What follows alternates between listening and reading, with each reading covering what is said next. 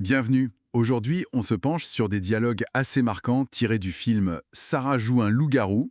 Mhm. Ces extraits vont nous servir de base, quoi, pour explorer un peu l'expression artistique chez les ados, euh, les dynamiques familiales aussi, parfois complexes, et la santé mentale. Oui, tout à fait. On va suivre Sarah, une jeune femme qui traverse pas mal d'émotions intenses, des relations tendues avec sa famille notamment. Et puis, il y a son implication dans cette troupe de théâtre amateur. C'est ça. Ces scènes nous ouvrent une fenêtre sur son monde intérieur et les conflits qui l'agitent. Alors notre but ici, c'est un peu de décrypter ces moments clés, ces tensions, ces idées qui ressortent, pour essayer de mieux comprendre ce personnage, Sarah. Exactement. Bon, alors, on commence par quoi? Le théâtre, peut-être? Son espace de création? On sent direct qu'il y a des frictions, là, sur les méthodes de travail, non? Ah oui, tout de suite, il y a une opposition assez nette qui se dessine. Sarah, elle est à fond pour l'improvisation. Hmm, On sent qu'elle y cherche une liberté, quelque chose de plus brut peut-être. oui. Et en face, une de ses amies réclame des textes. Elle parle d'un fil rouge, comme pour avoir une structure, quelque chose de rassurant, j'imagine. C'est intéressant comme ce choix purement théâtral reflète presque leurs besoins différents face au chaos de l'adolescence, quoi. C'est ça. Et puis, il y a cette exploration autour d'un personnage assez étrange, le tortionnaire. Ah oui, cette figure un peu sombre, liée à la musique, la torture, il collectionne des parties de corps, c'est ça? Oui, des seins, c'est mentionné. Le dialogue entre Sarah et Alice là-dessus est troublant. Un mélange de fascination et de danger. L'idée de jouer de la musique sur le corps des femmes. L'image est super forte, très dérangeante même. Oui, et cette fascination pour l'intensité, pour le corps, on la retrouve un peu plus tard, mais différemment, quand il parle de Roméo et Juliette en classe. C'est vrai, son interprétation du geste final, Oui, quand elle dit que le poignard de Roméo pénètre Juliette. Le verbe pénétrer, c'est cru, c'est très physique. exactement. Ça montre bien comment elle relie ce classique à travers ses propres obsessions, hein. Le corps, la violence, l'intensité, Ça tranche avec ceux qui trouvent la pièce juste kitsch. carrément. Elle semble chercher cet amour absolu, tragique, plus fort que la vie, un idéal qui la fascine visiblement. Et ça déborde dans sa vie perso, cette recherche d'intensité. Ses mots, ses actes. C'est là qu'on voit son trouble, non? Oui.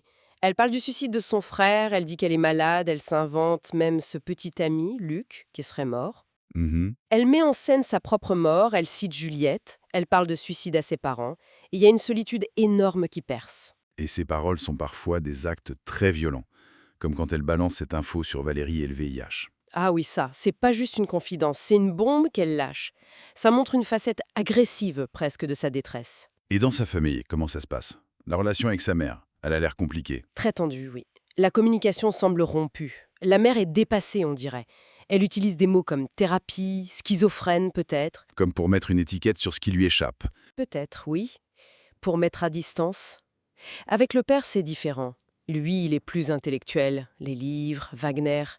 Il essaye de créer du lien par la culture, Siegfried. Mais c'est maladroit. Et sa réaction quand Sarah parle de suicide? Fais-le convenablement. Mais pas ici. C'est glacial. C'est terrible, oui. Ça dit quoi? L'impuissance? L'incompréhension? C'est presque un abandon, déguisé en détachement intellectuel. Et avec sa sœur, Esther, C'est ambivalent. Elle est protectrice, mais aussi contrôlante.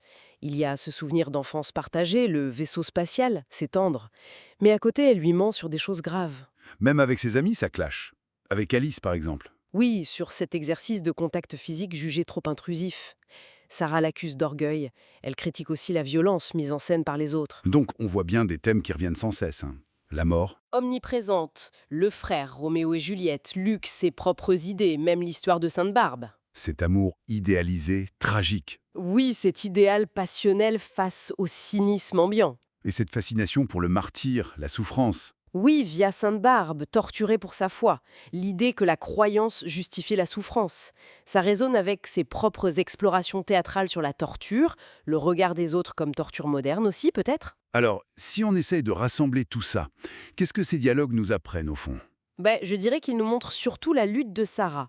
Une lutte entre son besoin d'expression artistique, qui est un exutoire, mais la confronte aussi à ses démons. Mhm. Et une réalité, hein, familiale, affective, très douloureuse. Il y a ce choc permanent entre la force de ses émotions et les cadres, les attentes des autres, sa fascination pour l'amour fou, la mort, le martyr. Tout ça semble être une tentative complexe, désespérée peut-être de donner un sens à sa souffrance, de se sentir exister, quoi. Et ça nous laisse sur une interrogation finalement. Quand on l'écoute, quand on voit ces interactions, où est la limite? Qu'est-ce qui relève de la performance, du jeu de rôle, pour exister, pour choquer peut-être? Et qu'est-ce qui est vraiment un cri d'alarme, un appel à l'aide face au deuil, à l'isolement? C'est ça.